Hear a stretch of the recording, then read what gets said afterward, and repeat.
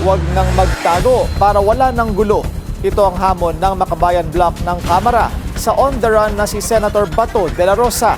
Ang detalye sa agenda report ni Isaiah Mirafuentes ng Abante. Senator Bato, sumuko ka na sa ngalan ng hustisya. Isa kang berdugo, dapat kang managot. Samahan mo si dating Pangulong Duterte sa The Hague. Yan ang panawagan ng Makabayan Block sa missing in action na namang si Senator Ronald Bato de la Rosa.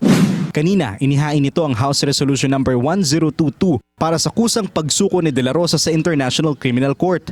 Giit nito na kailanman ay hindi maaaring bigyang proteksyon ng Senado si de la Rosa dahil may inilabas ng arrest warrant ang ICC. Klaro po ang batas, wala po itong butas. Sinasabi po under RA 9851 at kahit sa Rome Statute na kahit ay lumabas ang Pilipinas noong 2019 ay meron pa ring obligasyon na sundin yung mga provision nito noong miyembro pa tayo. Labas din nila sa limitasyon ng batas ang posibleng parusa sa kasong Crimes Against Humanity ni de la Rosa. Suportado rin ang Makabayan Block ang investigasyon sa nangyaring barilan sa Senado at pag-iskapo ni Senator Bato. Para sa agenda, Isaiah Mirafuentes, Abante. Manatiling nakatutok sa Bilyonaryo News Channel. Sumubaybay sa aming social media accounts at mag-subscribe sa aming YouTube channel para sa mga eksklusibong balita at storya.